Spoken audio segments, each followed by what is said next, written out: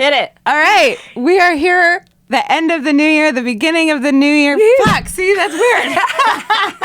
The end of the new year. It always feels natural Maya, the first time time, flies. and then the repeat is the worst. You're like, why did this feel so good the first time? Okay. We're using all of this, by the way. Keep going. This is great. Cut you like a knife, ripping you inside, leaves you paralyzed. Can't believe you let it slide. This is my dream, to be here with you at the end of the year and starting a fresh year with Lizzy. Thank you so much for coming. Thank you for having amazing. me. Really I'm so perfect. stoked. What an Perfect soul sister enormously guest. warm reception. I'm loving it. Have me as often as you'd like. I'm yours. Consider me a soul Amazing. sister for life. Great. Even though you're already doing now your own hosting and like show that hasn't come out yet. Yeah, but the you're more, doing so the much. more Don't the tell her she's merrier, too busy you know? for us. Okay. Let her decide that. Yeah, I got all the time in the world for my soul sisters, you know? Hey. Yes, I think that for many, many reasons, you're like the perfect sort of epitome of a Soul Sisters guest. You know, part of that is because of the diverse things that you do, and part of it is just your amazing energy. But I think that like we talk I'm blushing. a lot. You can't see me, but I'm blushing. You can see. You guys can see. We talk a lot Oh, he about. looked at the camera. It happened. Yeah. We've been First of talking many. for about 20 minutes here. We talk a lot about industry stuff, but always from a musician perspective. We have this not podcast. really had the opportunity to talk to someone not only just who's from an industry perspective, but who's has both. So, and it's you. Okay. So now we can start. Where do you want to start? Gosh. Well, okay, let's start with this. A little bit of a connection here. Yeah. So the first time I heard about Neon Gold is from a friend of mine, Ross, who's in St. Lucia. Just saw Ross the other night. He was at the LPX show. Amazing. He is an Iowa boy. My mom loves him because we throw this festival, Neon Gold, called Stars and Stripes, every summer to raise money for the local YMCA. And St. Lucia came and played like 2-3 years ago. And the band stayed at my house. And my mom fell in love with Ross, as one does, Amazing. because he's like a good Iowa boy. He is so a she good kept calling him Midwestern Opie boy. the whole time. That's funny. And it's like, you know, your parents looks feel very like certain attachments corn-fed. to people come in and out of your life. Sure. And so my mom will call me Like- now and then and be like, how's Opie? And I'm like, you mean Ross? And I love Ross. But Ross is like, you know, like one of many characters in Sure. my scope of life. But, Yeah, but he is like a permanent force in my mother's mind. It's funny how your parents hone in on certain people like that. Yeah. Once they make those connections. Because once you graduate, your parents don't Know your friends. no, like, not the way they right. did like in high school. So it's different the way they attach to people once you're right. older. And Yeah. I'm constantly painfully saying to my mom, I haven't talked to her since high school. Will you stop asking me? I feel like a shitty friend. You keep asking. I don't know. You follow her on Facebook too, so you know about her You 3 have the kids. I have answers. no more information for Right, you. you're like, I have many new friends. Yeah, exactly. Right. So you know Ross. So I know Ross, and I remember the first time hearing about Neon Gold was in like, I think 2011. So I'm making a documentary, and I'm sort of really interested in the process of moving forward and next steps. And being on a record label is /was, and I'm curious your thoughts on that. You know, the step ultimate. that means you are making it. Yeah. And so I remember hearing about Neon Gold and be like, oh my God, your band is on a record label. That is everything. That's amazing. Not knowing how just like cool and hip and amazing and like, you know, trend setting and everything that it would become or Was by then. your band trying to get with Neon Gold? What was So I your was band? in- Oh my God. So Let's I was uncover it all. I know Ross from the New School where I met all my Cool. bandmates, and we were in Parlor Tricks. Yeah, I've heard of your band. Okay. Sick. Yeah. So were we trying to get onto Neon Gold? I don't think that was ever like Specifically. You know, I don't think it works that way, really. Although No? I don't know why we wouldn't have. You know, I mean, I it don't doesn't know work what that way would've that a band will happened. court a specific label. I feel like it has to go the other way, but you tell me. I I don't know. think it could go either way. It could go either Has way. it gone either way with for you Neon guys? Gold, where Yeah. people have approached us. I'd say in recent years, now that we've sort of solidified the identity and brand of the company, and given just like the nature of relationships that Derek and I have, more often than not, bands are brought to us just because we happen to know managers and labels and all that stuff. But you're right. Probably at the beginning, it wasn't quite as much that way. Right. Yeah. Yes. Right. But I mean, because now the artists that you have are the top artists, and I guess this is another good place to sort of jump into like some stuff. It's an indie label with the hugest acts on it. Are they indie art? What is indie to you, and has that evolved? Independent, I think, to me and to Derek has always been, you know, that we are autonomous and not compromising our vision and taste. And so while we've operated as an independent label, we really like to claim ourselves as an indie label. And we started as a vinyl record label. We were with Columbia Records as a joint venture for 3 years, and now most recently we've been with Atlantic for 3 years. So while we are independent and we have control over our own company and signings, we are lucky that we have had the backing of major labels to pick up and take our artists to the next level. And so I think we've always felt like we're this really great 1-2 punch for an act where you get sort of the hands-on, independent, unique attention of a small label, but when you want to really go dynamite, you have the strength and muscle of a major label to take you to the next level. What does that mean exactly? Like, can you give an example of like what you guys would do and then when the major label would step in? Like for example, I think one of the things that like Neon Gold is best at and something that we've really established ourselves as is tastemakers and a really good sort of stepping stone and jumping off point for an artist. Right. So when I think about something like Haim. Yeah. We saw Haim at South by, fell in love with them, and then essentially, put out singles and EPs with them and booked their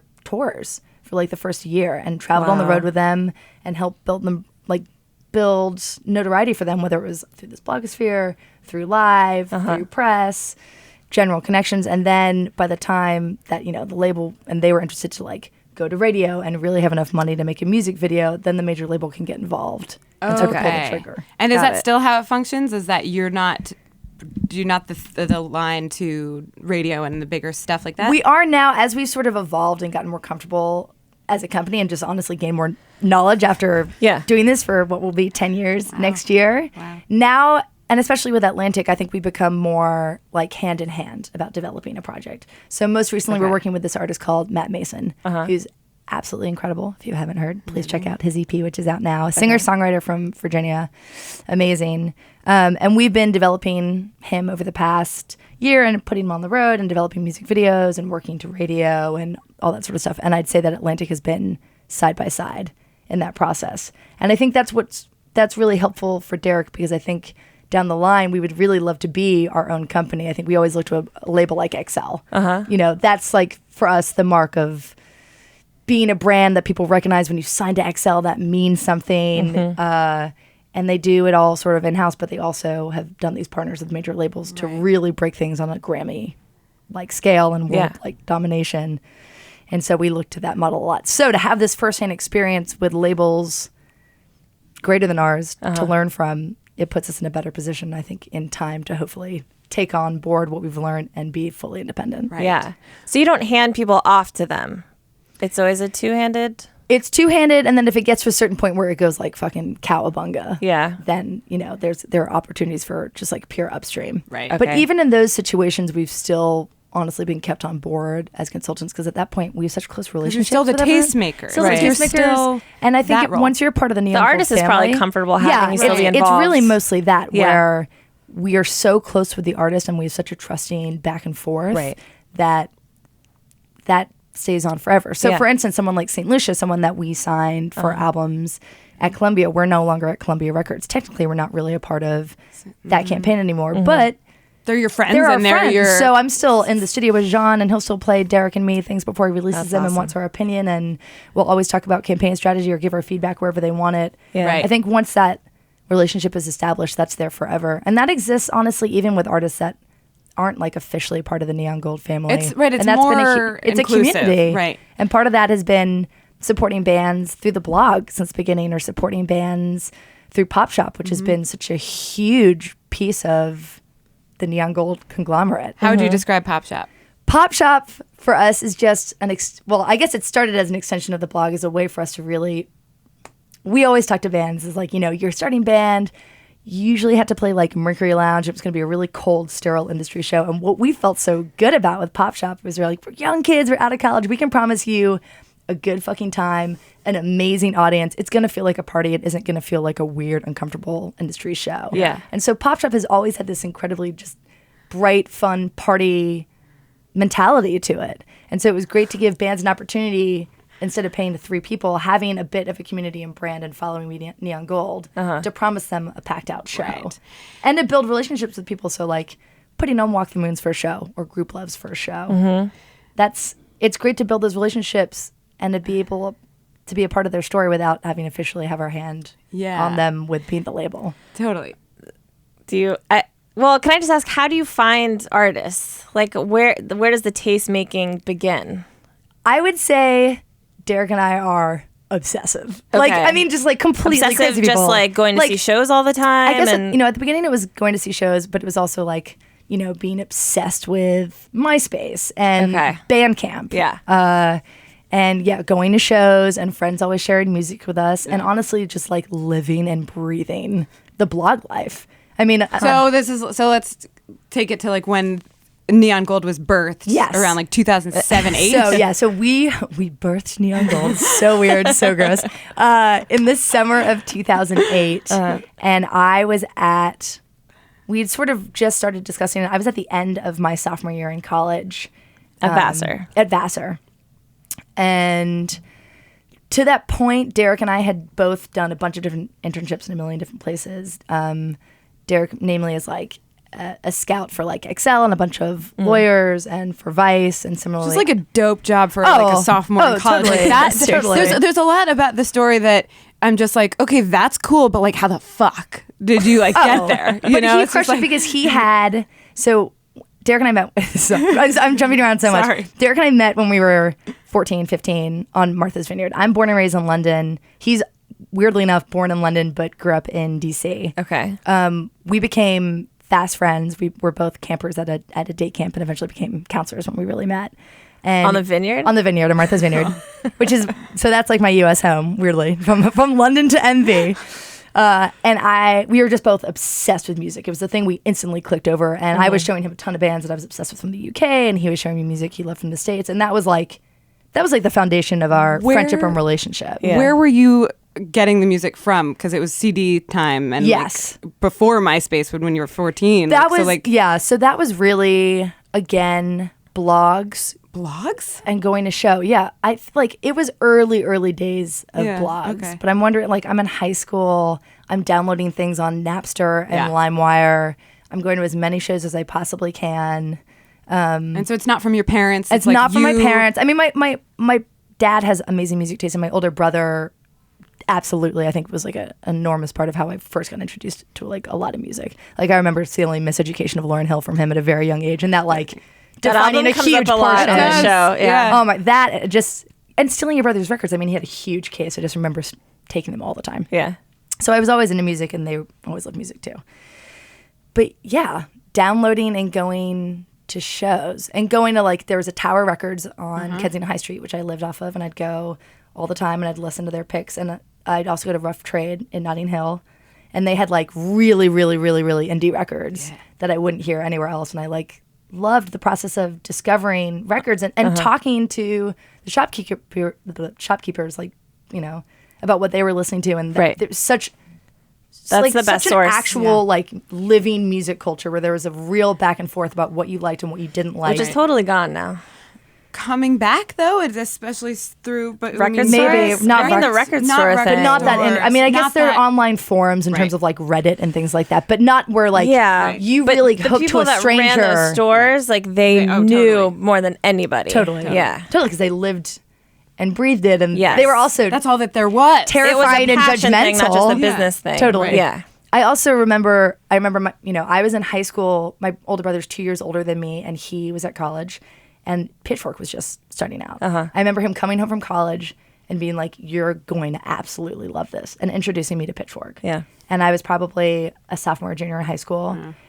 And truly, like, it was the first I had ever heard of so many of these bands, and honestly heard a certain kind of music, especially electronic music. I always really liked rock and punk and alternative and pop and soul and funk, everything. Yeah. But I didn't really know that much about like really experimental electronic music, like Voix Up or Fortet or Boards of Canada, or even like I remember when the Go Team, like Thunder Lightning Strike came out, and I was like, oh my god, that level of like sampling music from all over and putting it all together to create an entirely new sound.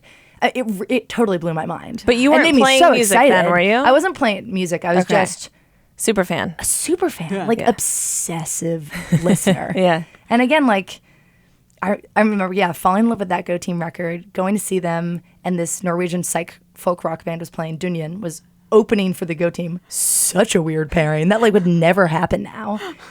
And This was in London. And this was in London. Yeah. I remember seeing them in Brixton together. And it was just self-perpetuating. Yeah. And like, one band just led you to another band, led you to another community. And I was creating all these relationships with record stores. And at the same time, Derek and I were building sort of like a language of our music and the things we loved. And he was listening to a lot of, pop punk and emo that was sort of around in England, but wasn't totally my taste. And that was really fun to like hear and see from his perspective. I remember Postal Service came out the year we met, and that was like a huge record for us. Yeah. And we were just obsessive. I mean, honestly, it was just our entire life. Any downtime I had, I was listening for music. I was searching for music. I wanted to talk about music. And he was my main outlet to share it with. Okay. And we talk a lot about Block Party, Sound Alarm being the record that really bonded us. It's probably one of my top 3, if not my number 1 record of all time. And I remember running to the store I remember first hearing it. Zane Lowe premiered it on XFM2. Derek and I falling in love with all the singles that we had heard. The record coming out, it wasn't out in the States, it was out in the UK first. I ran to Tower Records, I bought it, I came home, I uploaded it, I sent it to Derek, and we listened to it over the phone. Oh, man. Like That's the so whole record cute. start to That's front really and good. like talked about it. It's a And- wonderful romance. Oh, I know. just like It's like when Harry pure met Sally. love. Yeah. And just, that record, that songwriting, it like felt like it was, when you're that age, it just feels like music touches you in a way that like nothing does. Like it understands you and it soundtracks your life. And Well, that definitely hasn't been lost for you. I mean, No, that's like only grown and grown for you. totally. And But with a yeah. record like that too, like Paul Epworth produced it, and Paul Epworth at that time, he was doing remixes as an artist called Phones, and Derek and I were obsessed. And that's the first time we started talking about production. It just, everything stems from those beginning conversations, I think, between Derek and I about music. Right. So then fast forward later. Yes. He's running a blog called Good Weather for Airstrikes. He's Okay. interning at a bunch of different places. I'm feeding him music for Good Weather for Airstrikes, but I'm by no means a writer. I'm also interning at places. I'm booking shows at school. I've got a radio show at school. I'm working for promotion companies and venues and Hustling. labels in the summer. Yeah, because I assumed that to work in the industry, I assumed it was like a finance job where you have to work your way up. Right. Yeah. Which it was. Which it was. It was. Totally. So it wasn't until In theory. I was like, I'm gonna hustle. I'm gonna work in all these different places. Yeah. Hopefully Work my way up to a- work my way up to a major label or position. whatever. Exactly. Like fingers crossed, get hired so that I can work in the music industry full time when I graduate. Dream. Dream. That's what, the dream. In what that was pretty capacity much it. were you imagining? The pipe dream for Yeah. Derek and me was to have a label. Okay. We were like, if we could do anything, it would be to find music and share it with the world. That's Yeah. what we're best at. That's what gets us off the most. Yeah. That's what we live to Do you pinch yourself when you're like, yes, that's... Oh no! If I could go back to 15-year-old me and shake me and be like, "It's happening," and then also tell them all the all the curveballs other that my stuff? life is taking, I wouldn't even believe it. I'd be like, "You're just kidding." That's not real. So you're doing all that and he's doing that. Yes, that's all happening. We're both, still sharing music. A friend of ours, Fran, who at one point worked for Neon Gold, took Derek to a show at Boston College. Girl Talk was playing. This is like so of the time. Wait, so what year is this? So this is 2007 or 2008. Yeah. And he goes and he sees this band open. The band that opens is Passion Pit. What were they up to at the time? They were still in college. They were at Berkeley. So they're Berkeley kids playing like a local show, essentially. And I get a missed call from Derek. I get a voicemail, and he's like, "Oh my God, I've just seen the most amazing band, and they've got this song." And he's like, "I've never felt this way. I'm so excited. Like, you have to listen to the song. I'm like really, really freaking out." Fast forward, it's like, I just remember there was a 24-hour period where we were constantly trying to get in touch with each other and we kept missing each other. It was like emailing. Pit or No, Derek and me. Like, he's calling me, but I'm missing the call. I'm calling him back and leaving a voicemail, like leaving a message on AIM, like sending an email, sending a text. I'm like, we can't catch up. He eventually sends me the song. I hear the song. I freak out. I have the same song? reaction. It's Sleepyhead. Amazing. I'm losing my mind. I'm like, oh my God, I've got such an epic song. I'm losing my mind. Yeah. We finally get on the phone together and we're both like, oh my God, we're never going to find a band this good unsigned. Like, we have to do it now. Like, whatever we're doing, like, we just have to find a way to do this. Yeah. And that was the first And then what'd you do? conversation. Yeah, what does that So mean? then, Like if we had found it, we'd be like, amazing, cool. Like what is the where did you even begin? Well, I guess you were working it, but okay. You So the next pieces. We don't have to guess. She's here. The next pieces are essentially we head into the summer. Derek Derek is in London that summer. I'm not sure where he is. I'm in New York. I'm working as an intern for Vice Records and Domino Records and AAM, which is like a college promotion company. And what happened? Basically, we spent that summer setting up all the legal stuff, like the boring behind the scenes stuff, and putting in like the small amount of savings that we had saved up, and talking about like doing vinyl and what we wanted Neon Gold to represent, which was essentially our taste. And our taste was that we came from different perspectives, but where we aligned was like this sweet spot that if we both liked something, that it was for everyone. Yeah. And we liked music that was too quirky and alternative for top 40 at the time. And pop was a dirty word. It just wasn't cool. Yeah. It wasn't cool to like pop. But we liked things, too quirky for that side. But honestly, too pop and accessible for Pitchfork. Right. Yeah. There was just this real gaping hole where like there wasn't a place for artists with really accessible sounds. And we were like, well, pop shouldn't be a dirty word. There's really interesting, unique pop being made. This should be the kind of pop that's redefining that genre on Which a is the mainstream indie, scale. where the indie which word is where kind the of indie word helps. comes in. Right. Yeah. Which is sort of, a foundation. That sort of changed over time as the bands we've discovered have come to sort of redefine that landscape, especially at radio. Right. And that's awesome. But you're right. That is a little different where now Pop is different. Pop is cool in a way that it wasn't. Yes, definitely. Was also at that time the idea of singles being like it being driven by singles as opposed to LPs or even EPs. That was pretty part of it? weird. No, I'd say Okay. that generally at that time people were still really held tight to an EP or an album model. We only did vinyl singles because Derek is a huge Anglophile, and I grew up collecting 7 inches and being obsessed with that model, which is very English model, like HMV. You'd have like singles clubs. And there were UK labels at the time. There was Young and Lost, and there's Chess Club, which is still a label now. And they were UK vinyl singles labels. And we became friends with those guys, and we really just picked their brains apart and were like, how did you do this? Right. And completely built Neon Gold off of their that model. blueprint. Wow. Yeah. And there wasn't really anything like that in New York, so it felt like a really cool way for us to sort of Make your own. make our own and sort of, nodded to sort of our English roots and Cool. the kind of bands we were interested in anyway. Yeah.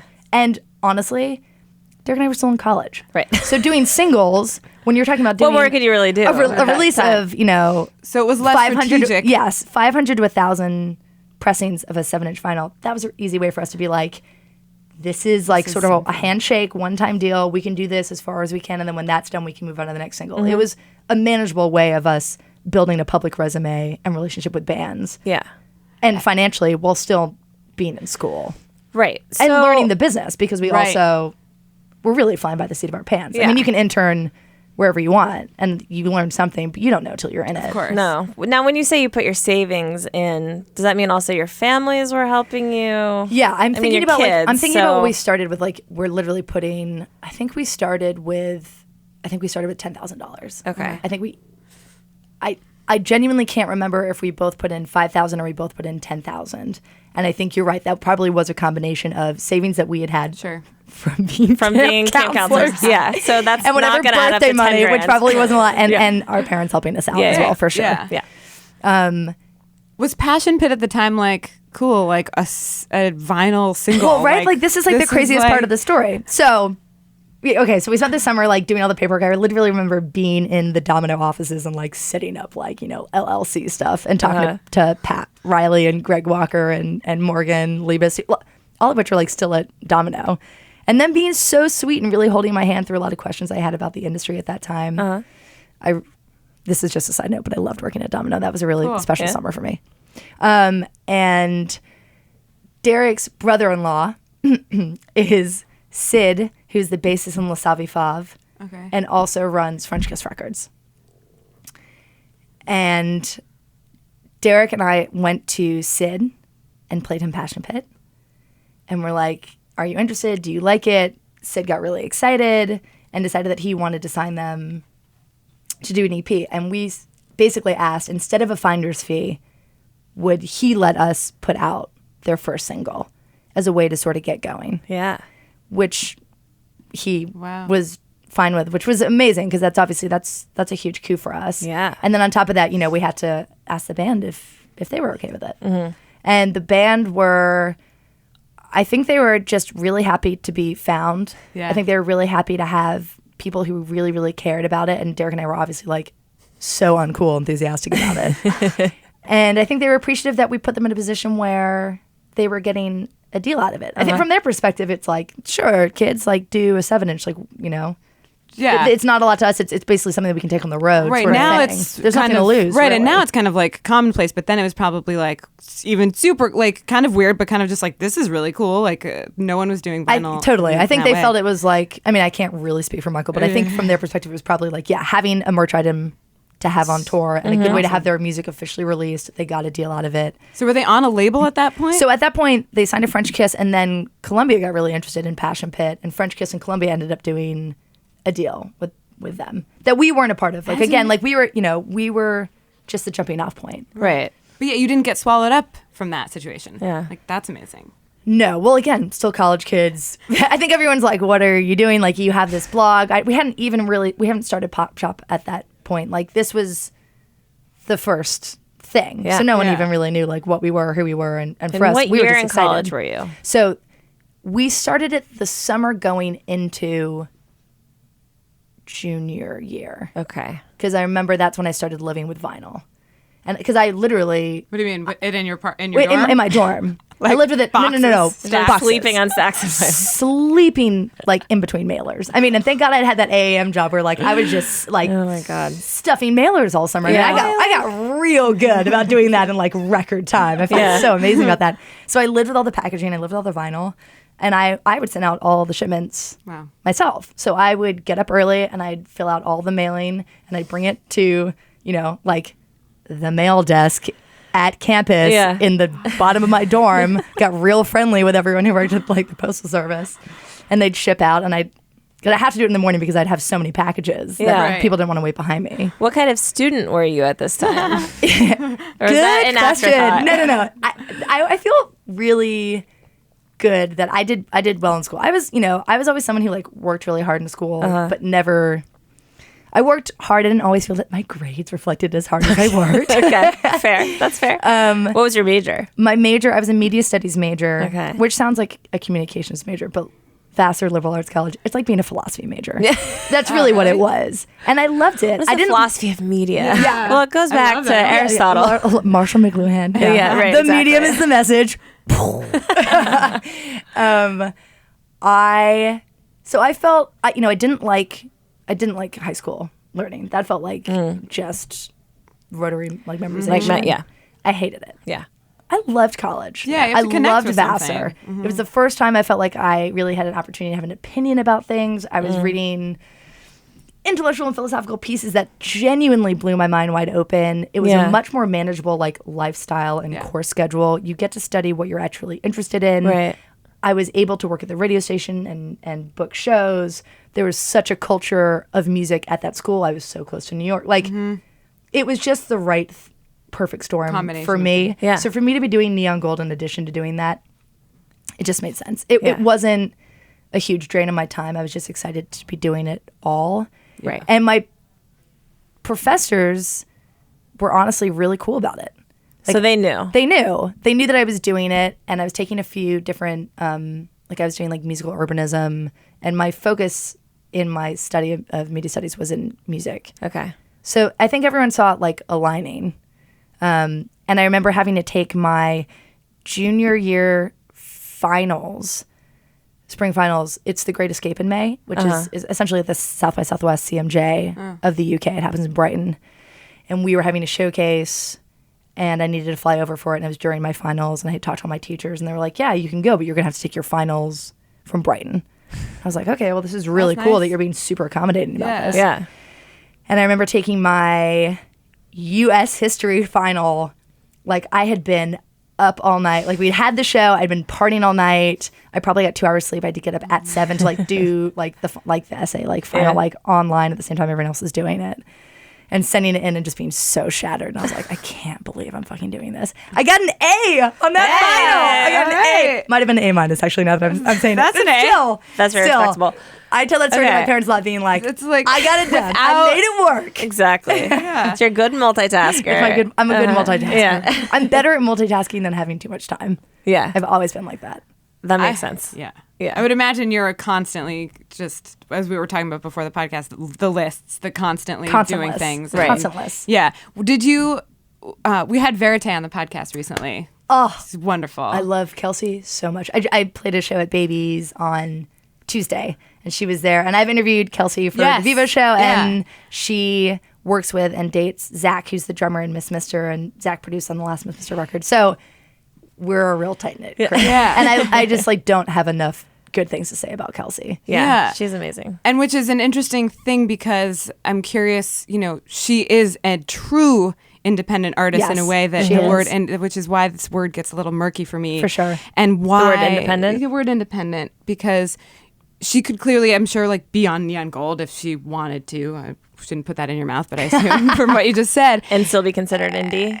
No, my question is, what is it that she's would get from that the label would constrict her or take from her that she wouldn't want? Like, I mean, this is sort of transferring over to like, okay, other label philosophy. Yeah. What does it mean now, and how do you feel about And that? I'd say it's definitely shifted a It's lot. definitely shifted. Yeah, And it's a conversation I have with myself a lot as an artist, and then also obviously like coming to terms with what I'm doing then as running a label. Right. Which is, so it's a really conflicting It's so conversation to even fascinating. like think to myself about. Yeah, I wanted to get to that, but the reason I brought up Verite was actually because she talked about writing her goals down and it being like sort of the secret situation where it's like, I want to play Music Hall of Williamsburg. That is a goal that I have, and somehow putting it out in that way. I totally believe that. Or yeah. Have you watched, this is a little bit of an offshoot, but have you watched that Jim and Andy documentary? amazing. It's so good on So Netflix. I amazing. can't recommend it enough. have to watch it. But Okay. Jim Carrey sort of talks about like manifesting his success. Uh-huh.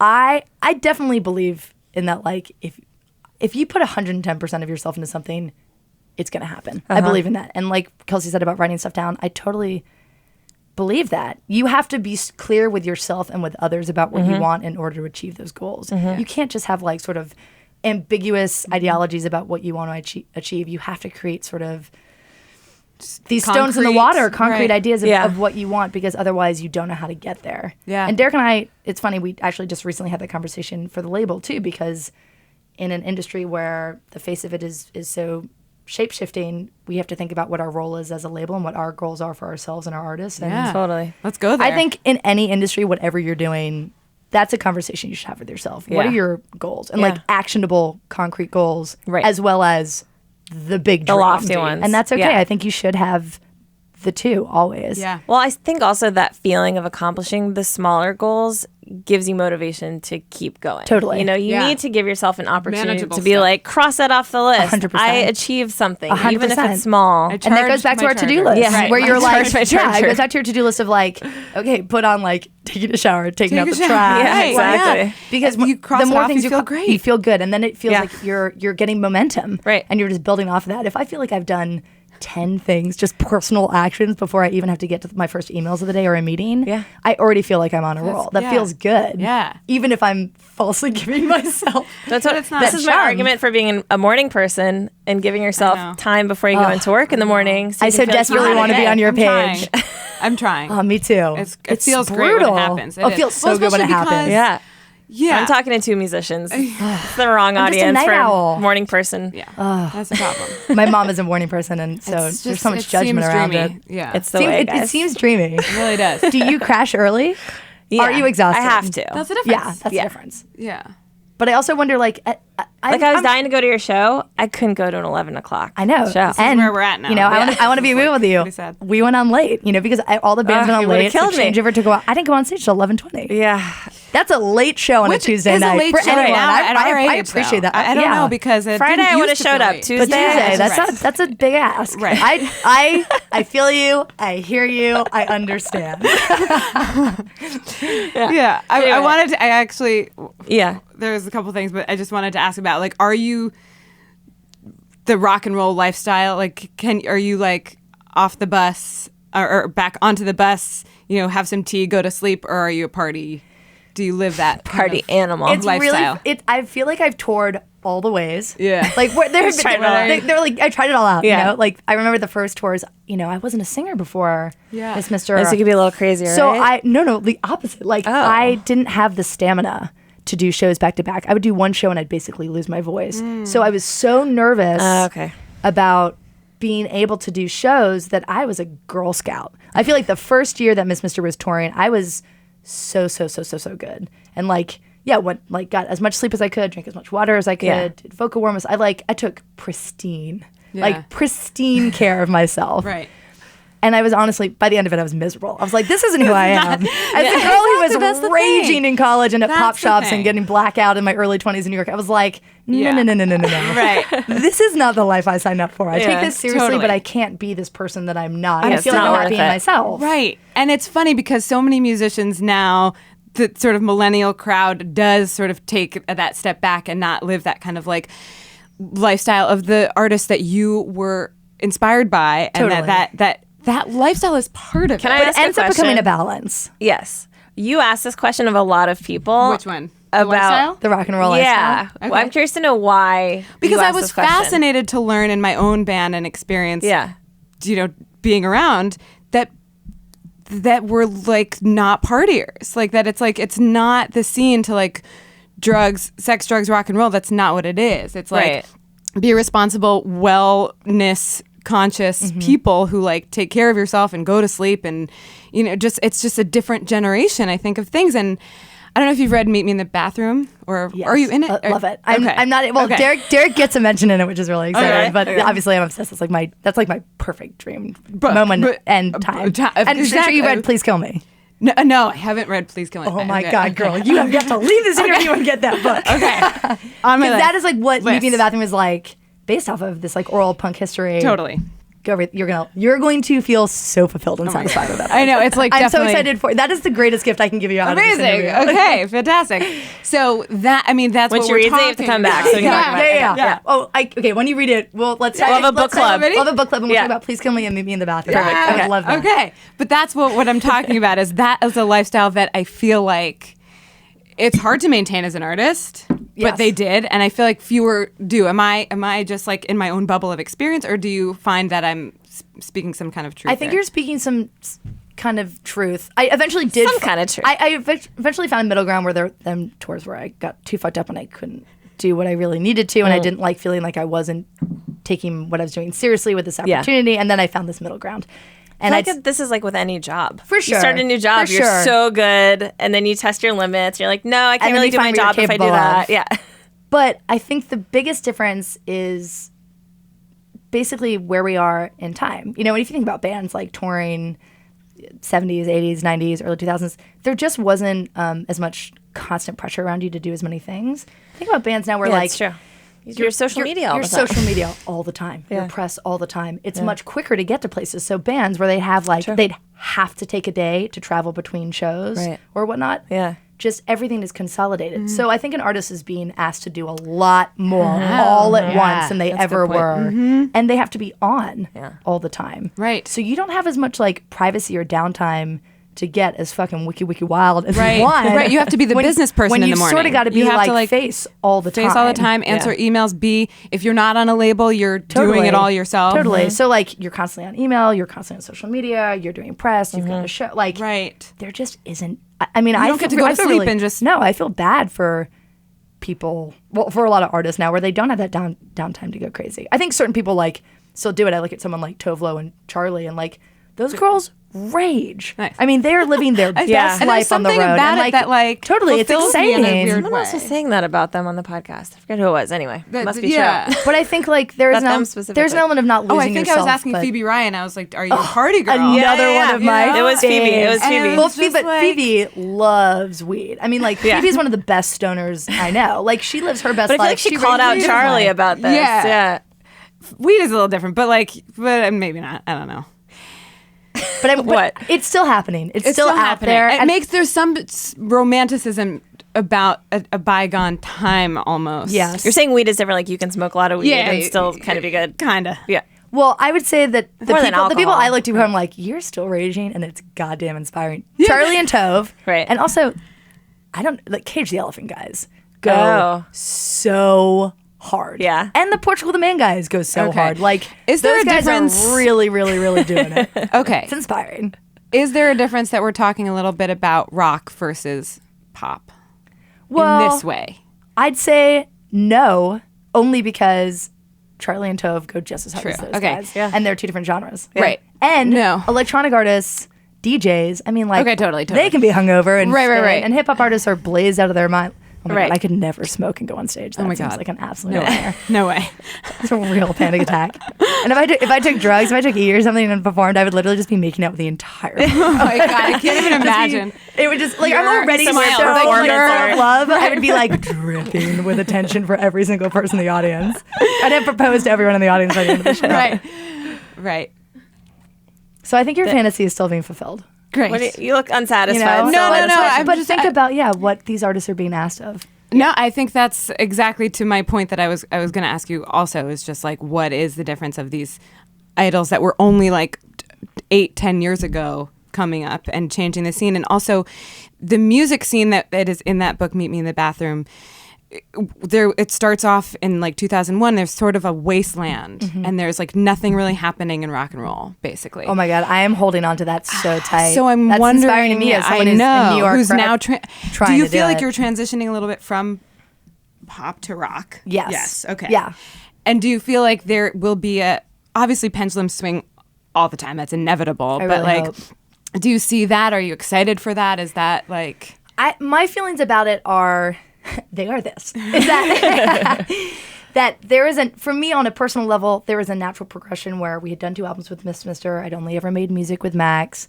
So proud of what we achieved, but having never written music before either of us, Miss Mister was creative with them, under the limitations of what we were capable of. Sure. And that led us to a pop space, given that neither one of us played instruments and the references that we were making and our influences. Just like amazing to even think about. Totally. You like had So that's this. its own special. That's its own special story. Totally. But coming at the end of that 2 album cycle, I hit this point where I was like, how am I going to move forward and grow as an artist? I want to get in the room and write with other people for the first time. I want to hold my own hand over the fire.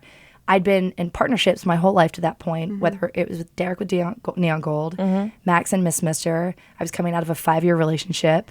It just felt like the first time in my life where I was like, wow, I just really want to do something on my own and not compromise and have an autonomous vision and just see what I'm capable of, having learned everything I've learned from Neon Gold and Miss Mister, and do something that really honors the music that I really grew up listening to, which is really so much which is rock and indie and punk, and that's so much that time period of Meet Me in the Bathroom. Right. When I talk about Yeah Yeahs and Le Tigre and TV on the Radio and Block Party and Interpol and The Strokes, like that was such a golden era and age for me. It had a huge influence on me. And then even before that, someone like PJ Harvey and Fiona Apple, Right.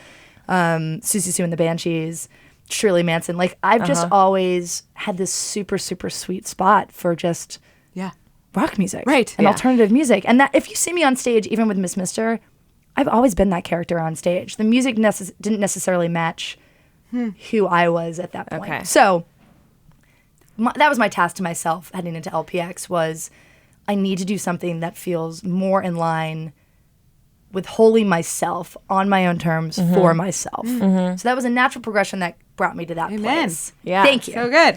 But also, I would say yes. There's now that pop music is not a dirty word, I love pop music. I've got so much love. I mean, I think I've proven that. I think my life has really been a love letter to pop music. Yeah. But I feel like because there's a certain circuit of writing now and people in the mix, everything is really sounding very samey to me.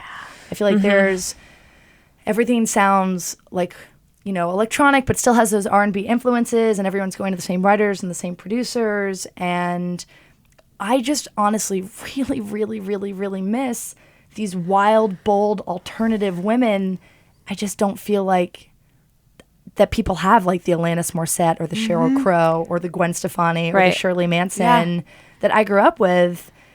And I see such a lane. And I feel like LPX is all the best bits about pop that I love. Totally. But it's still so true to my roots in punk rock and indie. If you don't see the thing you want in the world, you got to be it Totally. sometimes. That's exactly how I feel about it. So I take that really seriously. And Yeah. it's Brilliant. hard because, you know, it's hard also when you're creating music that I'm hearing top down from labels. Don't sign alternative. No one's interested in alternative. Sign alternative to no your one, label? Not to us, but I hear it within other companies telling their Okay. A&Rs, like, people don't know what to do with alternative music. Which is rock, which is like Which what is yours rock, is which is LPX would rock. be considered alternative. It's like the least streamed and understood genre on all the services. Everyone's only really interested in pop, electronic, and hip hop. and hip hop, yeah. Which is totally fine. Like you said, there's a real pendulum swing, but it sucks at a time when I actually genuinely feel like there's this sort of amazing renaissance of alternative happening. You know, I think about someone like Mitski or St. Vincent or Bully or Big Thief. I mean, this groundswell of really exciting things happening in alternative, and there just isn't a lane. I wanted to ask you about St. Vincent. Yes.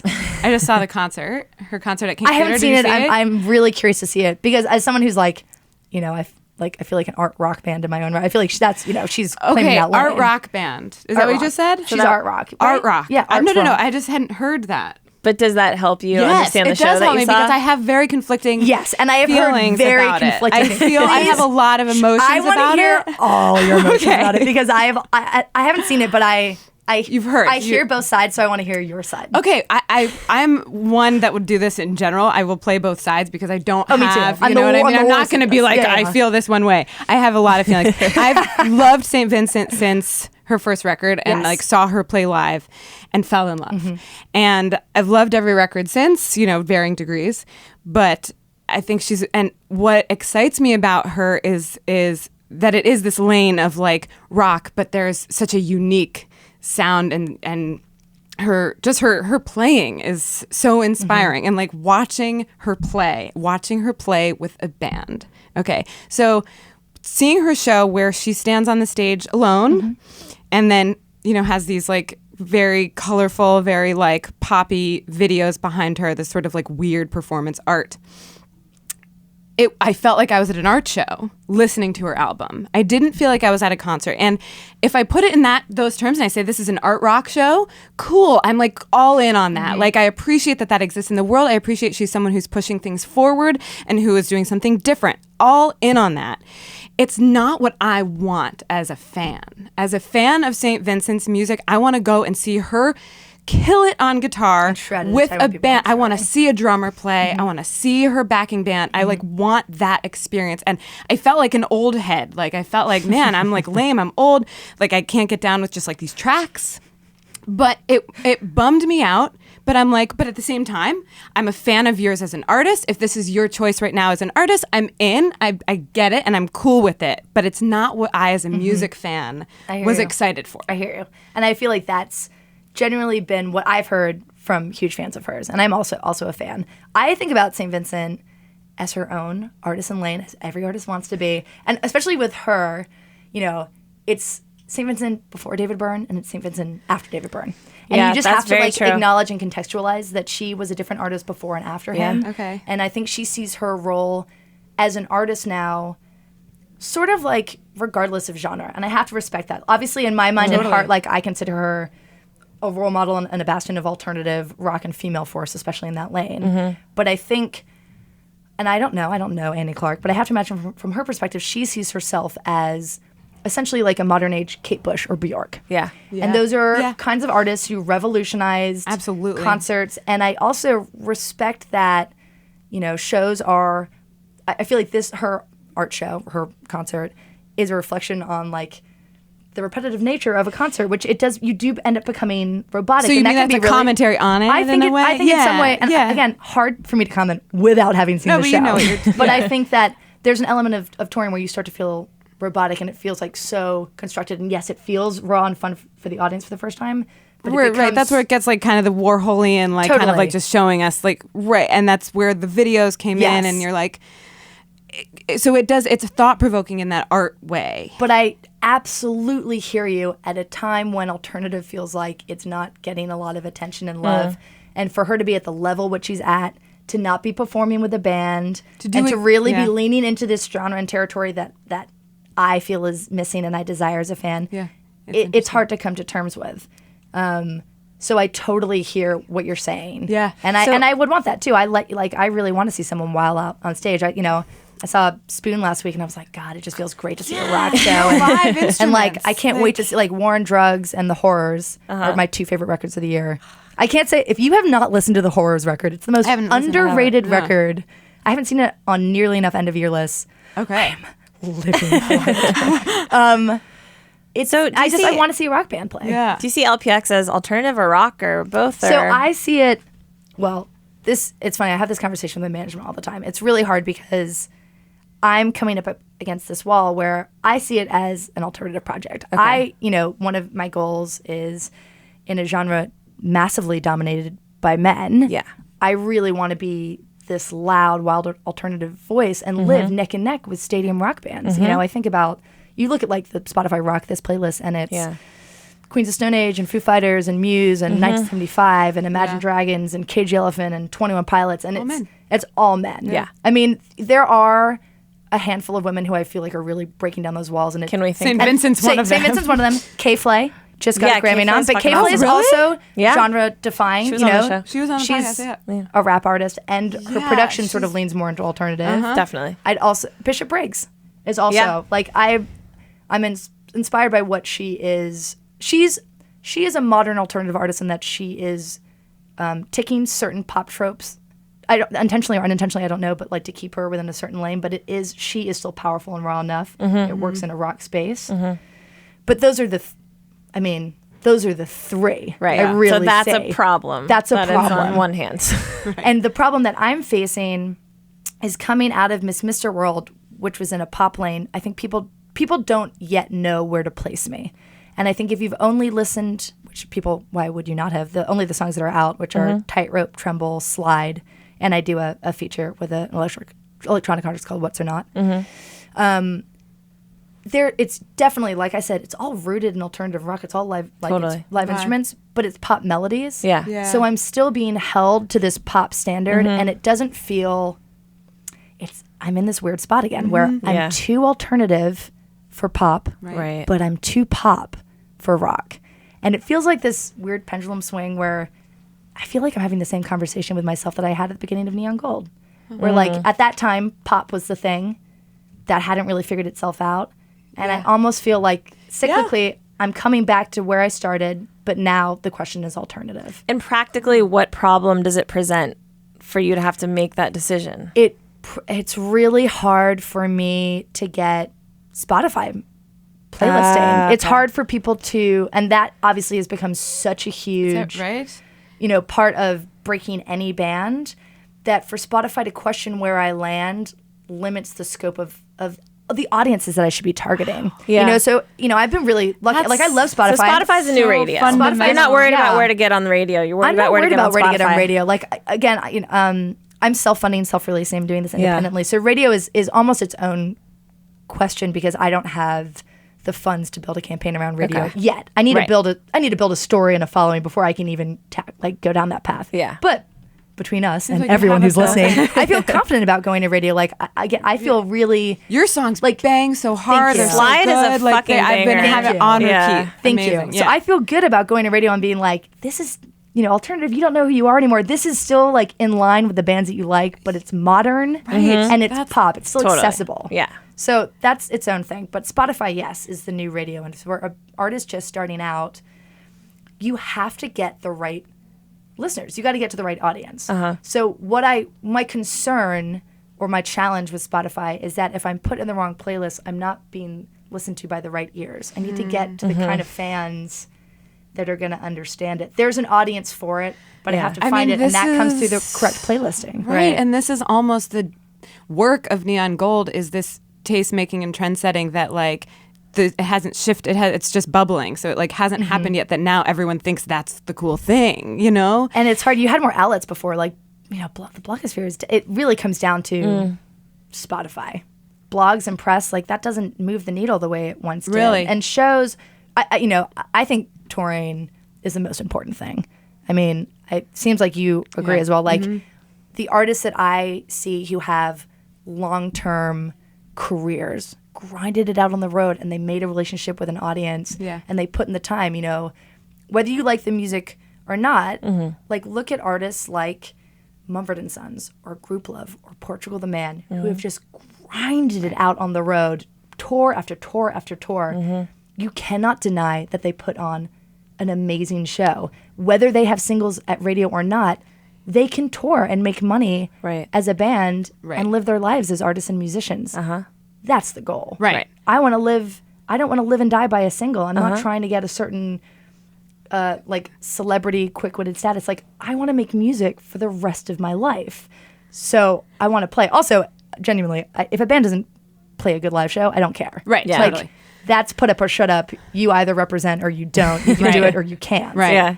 But an artist can, especially if you're independent and not on a label, and tell me if I'm wrong, but like you can make a lot of money from Spotify.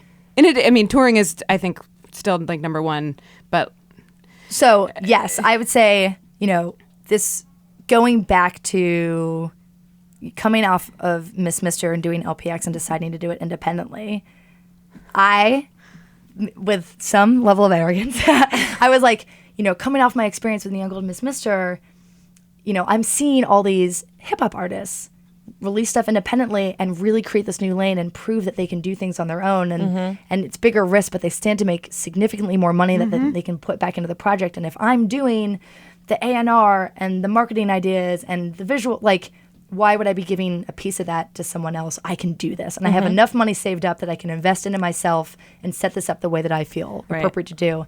And how amazing would it be if in the long run, like, my story was that I reclaimed alternative as a genre that didn't understand itself, became a woman and a force within that lane, and I did it on my own. Pretty much unheard of within a genre. There just aren't independent artists who do that in pop or in rock. It just, I want it so I can taste it. I want it so badly. That's going to happen. So, all of those things being said, there's so many things in my way to do that. And I'd say, like, yes, Spotify, if things really go at Spotify, that's huge for me. That's money that I can put directly back into the project. Right. All I want to do is tour. Because that money goes directly to you. It goes directly to me and my team. Right. If I was making money off Spotify, when I'm making money off Spotify, There you go. I'm just going to put it into Into touring. right back, I've done 2 tours to date. I did a tour with Haim, which is amazing. That's a huge opportunity. Such an amazing co-sign. They're friends of mine. That's exactly playing to the right audience. I also did a tour with RAC. I love being on the road. I feel so confident about my live show and who I am as a performer. Yeah. It's so expensive. It's tour? so Touring, expensive. yeah. And then when you don't have label support and that's coming out of your own pocket, So that's real. So now that's the difference. So now that I'm entering. entering, I'm putting out an EP in January, and I wish I could just be on the road, but I can't afford to tour yet. I just can't. I can probably do 2 big tours, ideally opening for the right people next year to get in front of the right fan base. Okay. But like, that's a real That's challenge. real. And that's, I guess, coming back to when you said that you and Derek are having conversations about the shift and what that means for Neon Gold and what that means in general. This is part of that. It's like, what is, if it's really like tour support or I don't know what that the label really gives you that you can't get on your own. It's tough. It's tough, but the way that Derek and I talk about with Neon Gold is what we feel we offer. I think the conversation of being on a label or not on a label definitely comes down to what genre you're in, what kind of artist you are, and what your interests are. I've definitely worked with musicians who just live and breathe the music, but they don't really care about the visuals, which is totally okay. Or I live with artists who aren't really good at recording but really like playing live shows and don't know how to translate that or don't know how to do marketing, don't care about that side. That's totally okay. Sometimes musicians just want to be a musician. And what we offer is We'll take care of we'll you. help with marketing and campaigning. That's what we're really good at. Something we take a lot of pleasure in doing. And we'll be your ears. Right. Like what we're best at doing is A&R and marketing. So if you're an artist looking for those things, looking for feedback and help getting off the ground and a completed vision, or we've worked with so many artists like Marina and Christina the Queens and Tovlo who have such a whole vision for themselves. We just want to be there to execute your vision because you have such a complete sense of self. So I do feel like we are in this special lane where we can offer bands those opportunities and offer tour support, which is huge. That's everything. Yeah. But yeah, I totally understand why a hip hop artist would be like, why do I need you? I do can I- just keep releasing mixtapes. I've got no overhead to tour. Right. and put that money back into their own project. Yeah. So it's a confusing, ever-evolving conversation that has no clear answers and is different for everyone. That's good. I feel like you've marked out your resolutions for 2018. Yes. You have your Yes. achievable goals, your lofty goals. I really hope. Yeah. I mean, you just nailed it with what you said. You know, what you're going for is exciting, because I think It's a lot of exciting. people. It's I'll speak for scary. I'm feeling ready for that. You know, I'm glad to hear that. Yeah. I'm glad to hear that. I'm glad you brought up me in the bathroom, because there's also this huge shift. I'm sure you guys feel it too, where everyone is leaving New York. It's all happening in LA. And there's some really exciting things happening in California, and all these writers and producers and musicians and artists are out there. It's a really wonderful community, and a lot of exciting music is being made there. I go back and forth a lot. I got no beef with LA. I've moved back. I'm just and a New forth. Yorker. Yeah. I am the best version of myself in this city. I feel very tied to this city. I think I feel very nostalgic and connected to the bands that I fell in love with that are from this city. And so when I started Meet Me in the Bathroom, it opens and it basically talks about New York being this wasteland. No one's here. Yeah. No Yeah. one cares. There isn't a scene. right? And how at the same time there is something alive about it that is inspiring, and like, Totally. Well, then if you stay, you can become the pioneer of the next era. So in my mind, that's what I'm holding on to. I'm Yeah, like, love it. if it happened then, it can happen again, and why shouldn't it? And yeah. I think all the intentions are in the right place, and New York Totally. is always going to have that magic, and people are always going to say New York is dead or LA is dead. Yeah, and they've always said it, you though. just got to do your thing. Yeah. Do what's right to you. Yeah. I'm happy. But something here. I appreciate about you is that you're claiming your lane, but you also try to open the lane, especially for other women artists to come with you. And I hope thank so. you for that. I mean, I don't think you're it's about doing it. out shouting one another, right? Like it's like No, more this hands is on the deck, the message better. I hear a lot of women saying now, which we all have to understand ourselves. There's room for all of us. 100%. We've been taught that there isn't, that there's only room for one. And it's the gatekeepers. It's Right, the gatekeepers exactly. at radio. It's Yeah. gatekeepers at play. It's like which are falling away, but are they now moving to Spotify? Like, are those well, gatekeepers just who now? knows? They're shifting It's an platforms. opportunity to Spotify to not fall into those tropes, and I think they do a lot to overcompensate for that. Not overcompensate. I mean that in a positive way. Where Okay, but like you're a gatekeeper now, in a way. You have a label. you Yeah. know? So that's also true. part of it. Who That's are the true. gatekeepers? Who are the You know? gatekeepers who are leaving? And I think Yeah. also part of it is, women supporting women online and on tour Yeah. and on features and in the way you talk and respect other artists in your lane. And Right. also, honestly, for men to incorporate and bring more women and have more features. Like it's not just like women supporting women, which is incredibly important. It's everyone supporting each other. Exactly. And I always point to my business partner and best friend, Derek, who is a man, bringing He's an ally. us working together as a team and us walking away from situations where I wasn't recognized as an equal in a meeting, and us not signing with certain companies because of that. And That's great. him being a huge, huge, huge champion and loudspeaker for women.